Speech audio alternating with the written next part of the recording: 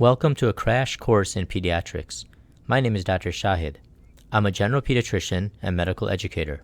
CRASH stands for Clinical Reasoning and Analytical Skills with Shahid. The goal of this course is to teach clinical reasoning skills to medical students and residents. This is a series of lectures that will take you through several pediatric cases where you will learn how to critically think through a patient case and come up with a broad differential diagnosis. These cases are intended for educational purposes only and are not intended for actual patient care. The objectives of the crash course are listed here. So let's start our case. In this case, we have a 7-month-old male who presents to the ER with sudden onset of cyanosis. The parents noticed the baby turning blue about 4 hours ago. Initially, his lips turned blue, and then the rest of his body turned blue as well. Since then, he has been less active and tired appearing. He has not wanted to drink in the last few hours. When the episode started, he was playing with his 4-year-old sister. He started crying at that time, and when Mom went to pick him up, she noticed his lips were blue. There's no coughing or choking or seizure-like activity that Mom noticed. Prior to this, he had been in good health, although he has been fussy for the past week. He got his 6-month immunizations last week. Mom thinks the fussiness could be from teething, so has been giving him Tylenol and baby Oragel. Mom says her 4-year-old daughter had breath-holding spells in the past where she would turn blue and pass out. Past medical history, there are no hospitalizations. Mother was told that the patient had an innocent murmur since birth. The patient also has a milk protein allergy for which he is on a formula called Alimentum. Immunizations are up to date with no known drug allergies. Birth history, he was full term, normal spontaneous vaginal delivery with a birth weight of 3.1 kilograms and no complications. Diet, he drinks Alimentum. He takes 5 8-ounce bottles per day and eats baby food 2 to 3 times per day. Developmentally, he is normal. Socially, he lives with his parents and 4-year-old sister. Family history, the maternal grandmother has non-insulin dependent diabetes, and the 4-year-old sister had the breath-holding spells in the past. On physical exam, temperature is 38.2, heart rate is 146, respiratory rate is 42, blood pressure is 88/54, height and weight are both at the 50th percentile. The pulse ox is 82% on room air, and when you place the patient on 2 liters of oxygen, the pulse ox is at 85%. In general, he is listless, moderately ill appearing, with central and peripheral cyanosis. He has cyanosis of the lips, the face, the hands, and the trunk. HENT is essentially normal. The neck appears to be supple. Lungs are clear, with no retractions or no other findings. Cardiac, it is regular rate and rhythm, with a 2 out of 6 systolic ejection murmur at the left lower sternal border, normal S1 and S2, good peripheral pulses in all extremities. Abdomen is normal. Extremities are normal. Neurologic exam, he does have mild hypotonia. Cranial nerves are grossly intact, and deep tendon reflexes are 2+ in all extremities. To summarize our problem list, we have a 7-month-old male coming in with cyanosis and tachypnea. He is found to be listless and hypotonic exam. He also has a murmur. He received some vaccines 1 week ago. There is a history of some recent fussiness, possibly secondary to teething. He has a sibling who has a history of breath-holding spells. He has a history of a milk protein allergy. So in this case, we have a 7-month-old male coming in with cyanosis. So let's go through the differential diagnosis of cyanosis. The first category we have to think about is cardiac. So there's several cardiac causes that you have to think about that can lead to cyanosis. He's 7 months of age, so he can have a congenital cyanotic heart disease. So when you think about the congenital causes of cyanotic heart disease, you think about the 5 T's of cyanotic heart disease. So there's 5 illnesses or 5 congenital diagnoses that you think about that start with T that can present with cyanosis. Sometimes they present earlier in birth, but sometimes they can present a little bit later as well. So the first one we can talk about is transposition of the great vessels. Transposition. of the great vessel, so that's one of the T's that can present with cyanotic heart disease. Another one would be tetralogy of Fallot. That would be the second one. The third one that you can think about is Truncus Arteriosus. So Truncus Arteriosus. The fourth one is going to be TAPVR, or total anomalous pulmonary venous return. And then the fifth one is going to be tricuspid valve anomalies. So tricuspid valve issues, so tricuspid valve anomalies. Okay, so these are the 5 T's of cyanotic heart disease. So transposition, tetralogy of Fallot, Truncus Arteriosus, total anomalous pulmonary venous return, and tricuspid valve atresia or anomalies and things like that. Okay, so cardiac would be one of the big things that we would think about as a cause of cyanosis, especially at this age. Okay, so moving on from cardiac, the next big category is going to be pulmonary. So let's talk about pulmonary causes of cyanosis then. So pulmonary. And we can divide pulmonary into 2 categories. One category is going to be ventilation perfusion mismatch, and the other one is going to be, let's call it alveolar hypoventilation. So let's break that up then. So let's talk about the first category. We talk about ventilation perfusion mismatch, or VQ mismatch. So there's different things that can cause this, and this can cause you to have cyanosis from hypoxia. So some of the things under this category can include common and simple things like pneumonia. So pneumonia can cause you to have a VQ mismatch, and you can get hypoxic and then therefore cyanotic. Other things you might think about, maybe aspiration pneumonias and or just other pneumonias as well, right? In a young age, in a newborn, you might think about CCAM, which is a congenital cystic adenomatoid malformation. That would be another finding. And along with CCAM, a lot of times you have pulmonary hypoplasia. So anything that gives you pulmonary hypoplasia can also give you severe hypoxia and therefore cyanosis. In addition to that, you can have other type of processes that are common where you get reactive airway disease, and that leads to mucus plugging and atelectasis. So that can give you that to you, right? So atelectasis, can give you a VQ mismatch as well. Other things that you might consider if you have any sort of pulmonary hemorrhage, so any type of bleeding into the lung, so pulmonary hemorrhage. So that's one thing interesting on our patient, given the history that he has. He has a history of having a milk protein intolerance, and he's on a hydrolyzed formula called Alimento. And there's actually an entity in which you get cow's milk protein intolerance along with pulmonary hemorrhage. So that's something that could be considered in this patient as well, and that's called Heiner syndrome. So it's very rare, but can happen. So that would be cause of pulmonary hemorrhage along with having a cow's milk protein intolerance. So he does have that history of the formula intolerance. So that's why Heiner syndrome is something that we might consider on this patient that we normally don't consider on other patients as well. In addition to that, you can have other things like just like a pneumothorax. That could be from, again, reactive airway disease or asthma or spontaneously or from trauma or anything like that. And then if you have pneumonia and infection and things, you can have a pleural effusion.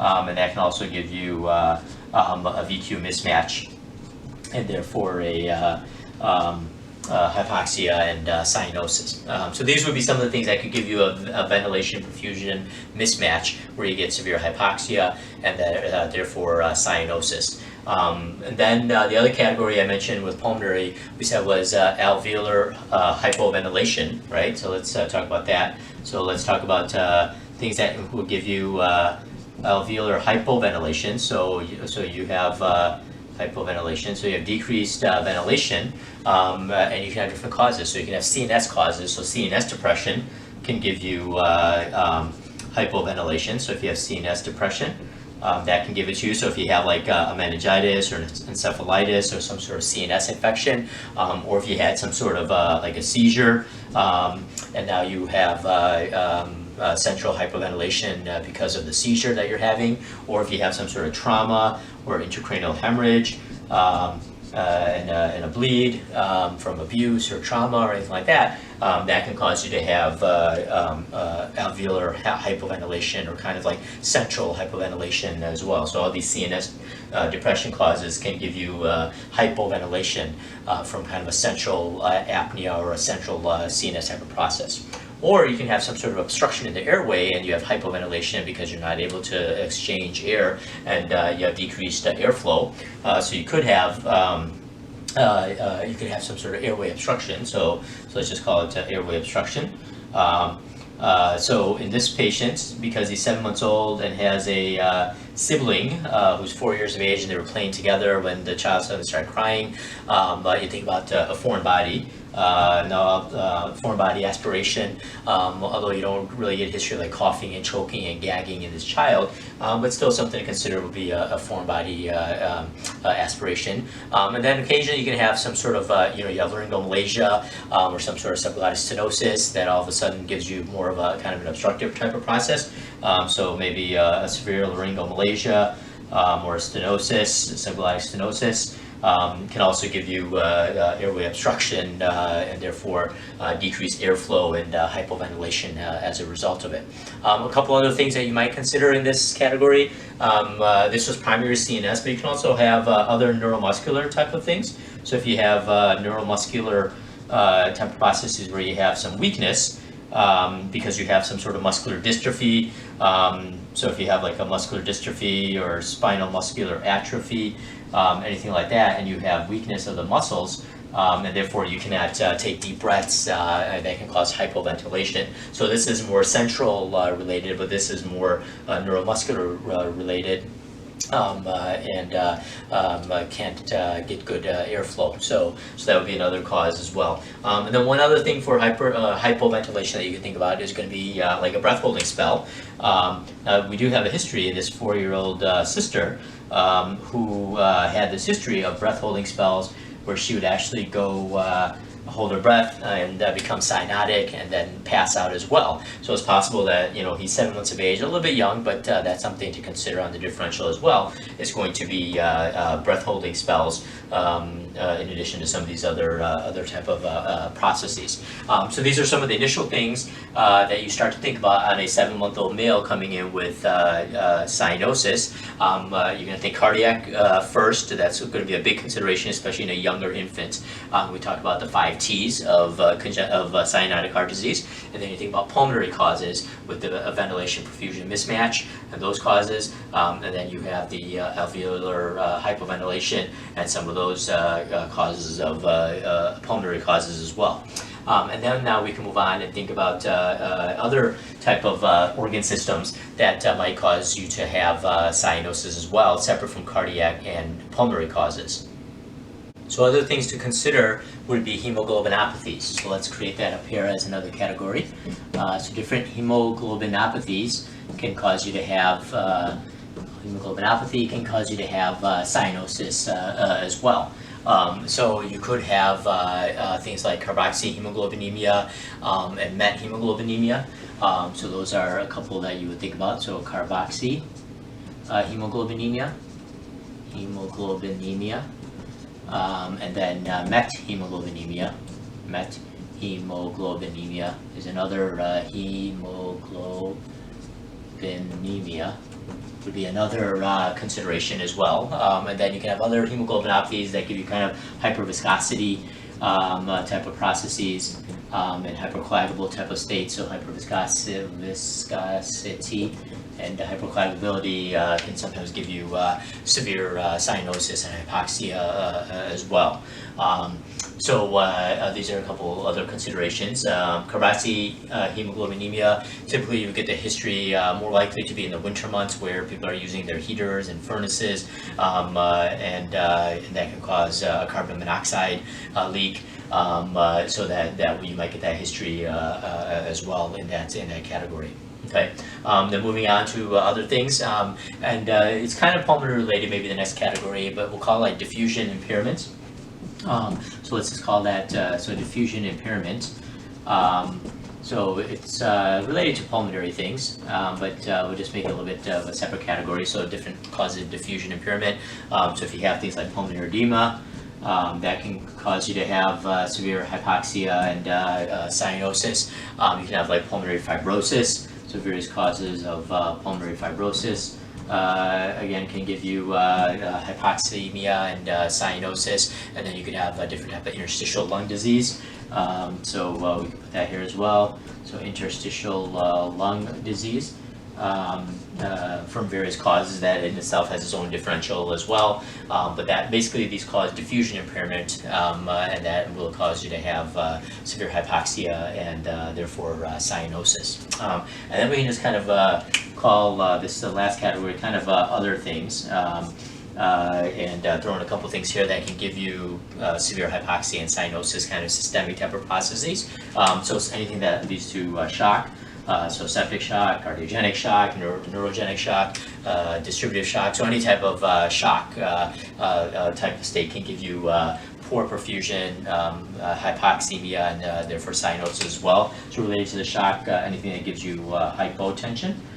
So hypotension can also cause you to have cyanosis as well. And then pulmonary hypertension. So different causes of pulmonary hypertension can also cause you to have cyanosis as well. So an adolescent child who is obese and has enlarged tonsils and adenoids, has severe obstructive sleep apnea, might have some pulmonary hypertension, and they can present very suddenly with syncope and cyanosis and things as well. So that's something to consider. And then again, we could put breath holding spells over here, but we also put it under here as kind of alveolar hypoventilation because you're holding your breath and not moving air. So that can be under this category as well then. So this is kind of the differential diagnosis that you would start to think about in a 7-month-old coming in with cyanosis. Kind of a broad differential, but the big areas are going to be cardiac and pulmonary causes would be the main ones, and then a few others like the hemoglobin apathies and diffusion impairments and other things as well. So with this differential in mind, let's kind of think about our patient and work through the workup on our patient and think through what might be going on, and let's see how this case ends up unfolding then. The initial thought in our patient when he came in at 7 months of age, he had a history of a murmur, and it was diagnosed as an innocent murmur, and he never had any type of echo or any type of workup. So the initial thought on this patient is, could he have tetralogy of Fallot and be having a TET spell at this point? So just a brief comment on that. So tetralogy of Fallot was on our differential here. So initially you can be something called a pink TET, where you don't have a lot of cyanosis, but then acutely you have a TET spell and you get acutely cyanotic. So the 4 components of tetralogy of Fallot, we know there's a narrowing of the pulmonary valve. So you have pulmonic valve stenosis in the muscular part right below the valve. The second component would be right ventricular hypertrophy.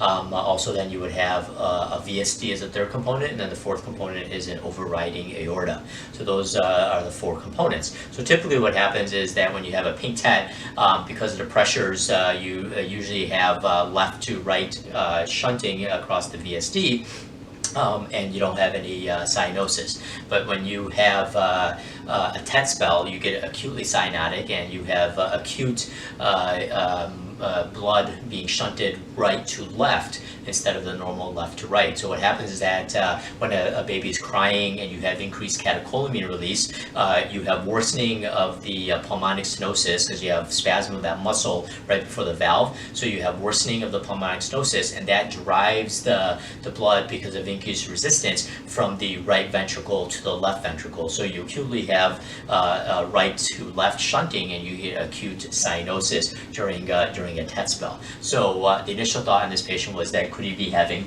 a TET spell and had not diagnosed the tetralogy of Fallot, and was playing with the sibling and started crying all of a sudden, and that induced a TET spell. So that was our initial working diagnosis when he came in. So when he came in, he had some basic workup done, including a chest X-ray, an EKG, and an echo, along with some basic labs, a CBC and a CMP, as part of the initial workup when he came in.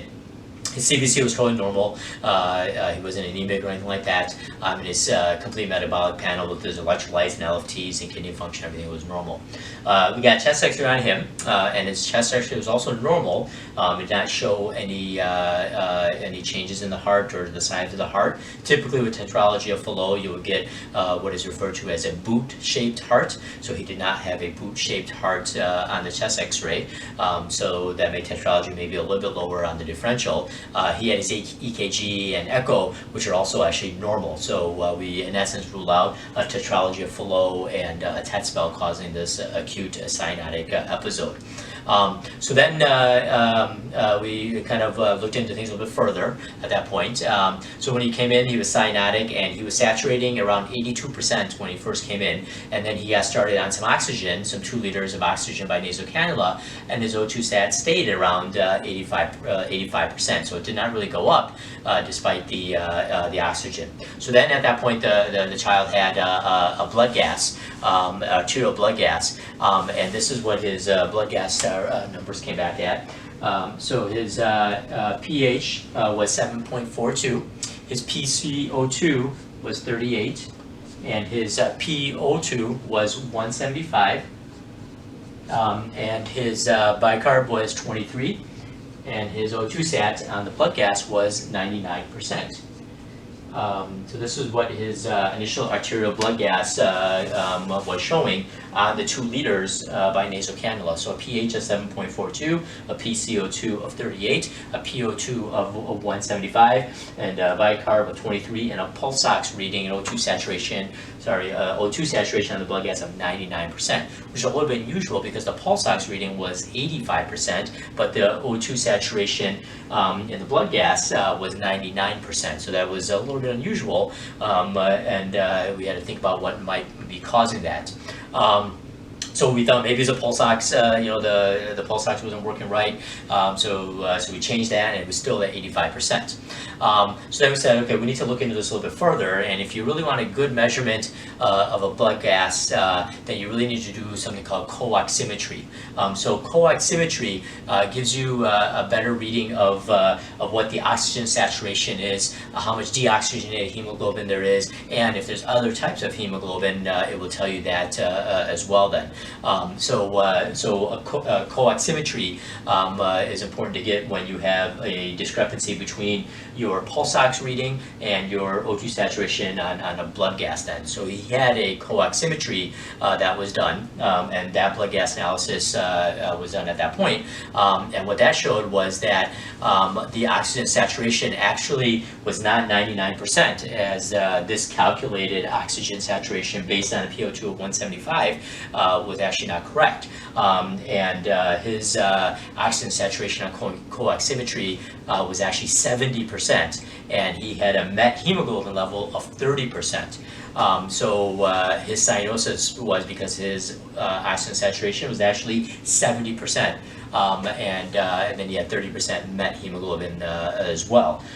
So we made a diagnosis based on the coaximetry results of met hemoglobinemia, causing his cyanosis, given the fact that he has 30% met hemoglobin and 70% O2, oxygen saturation, so that's why he was cyanotic.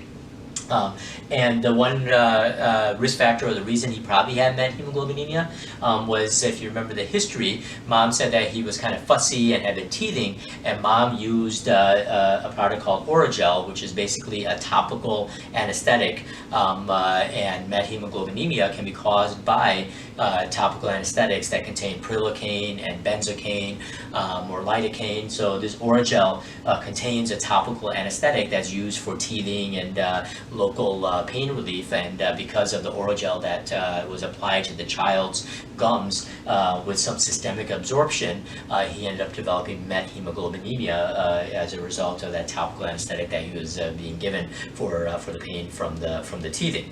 So just briefly about met hemoglobinemia, because it's not a common thing that we see or talk about, but met hemoglobin is usually seen in the red cells, and met hemoglobin is actually a form of hemoglobin in which the iron is oxidized from the ferrous 2+ state to the ferric 3+ state. And when it gets oxidized to the ferric 3+ state, that renders the hemoglobin incapable of binding oxygen. And then actually when you draw blood on someone who has methemoglobinemia, their blood, instead of appearing red, will actually appear kind of brown in color in the tube when you collect their blood then. So methemoglobinemia, there's different risk factors that you can have. It could be related to different drug exposure or toxin exposure. One of the common board type of questions that you'll come across is a risk factor with nitrates. So nitrates that can contaminate well water is a well-known cause in methemoglobinemia. So that many times will show up on board exams as well, is that's the risk factor, that when you have, you're using well water and you have nitrates that are contaminating the well water, that can cause methemoglobinemia. Then there's different drugs. The biggest category of drugs is going to be the sulfonamides, so the different sulfa drugs can cause methemoglobinemia when used. And then also local anesthetics, as I mentioned as well, can cause methemoglobinemia as well. Then. So as your methemoglobin level goes up, you start to get more cyanotic. So usually your level has to be at least 10% before you start to see some cyanosis. And then when you're at a level of 10 to 30% methemoglobin, then you get significant cyanosis. And once you get above like 30 to 50%, you start to have other symptoms of respiratory distress and dizziness, fatigue, and headache. And then be up above 50% methemoglobin level will give you lethargy and stupor and even seizures potentially as well then. The best way to diagnose methemoglobinemia is going to be do a coaximetry to identify the presence of methemoglobin. And the thing to remember is that a pulse ox is not reliable when you have methemoglobinemia or carboxyhemoglobinemia. That will always read around 80-85%, but when in reality their O2 saturation might be much lower than that. So that's what happened in our patient. We were seeing 85% oxygen saturation on the pulse ox, but in reality he was actually satting only 70% then. So it's important to keep that in mind, and doing a coaximetry can really help separate that out. The difference of the 99% on the ABG, but on the coax we're at 70%. When you have more than a 5% difference, then that tells you there's some sort of other hemoglobin present, like carboxyhemoglobin or methemoglobin. So our patient had a difference of almost 30%, right? It was 99% here, but it was 70% on the coaximetry then. So that can tell you that there's some sort of hemoglobin type of issue then. So then our patient again had the diagnosis of methemoglobinemia, and under 30%, you might not have to do a whole lot. Just supplement the oxygen and things would be sufficient. But when you're at 30% or higher, then typically we need to treat. And our patient got treated with the treatment of methemoglobinemia, which is methylene blue. So he was given methylene blue. And that helped with his methemoglobinemia. And if you remember, methylene blue uses the NADPH reducing system to convert iron from that ferric state 3+ back to ferrous 2+ state. And you give it IV, and usually start to get an improvement quickly after that. So that's the summary of this patient that came in with cyanosis.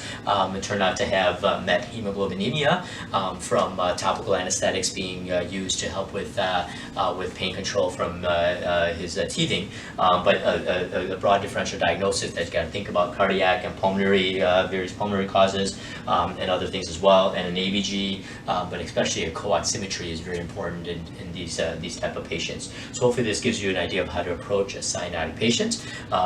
You can go back and read more about each one of these. Again, the CRASSH cases are meant to talk about the clinical reasoning type of approach and the differential diagnosis, and not specifically about a topic, although I covered a little bit about methemoglobinemia today. So hopefully that was helpful and beneficial, and we look forward to seeing you at future CRASSH cases as well.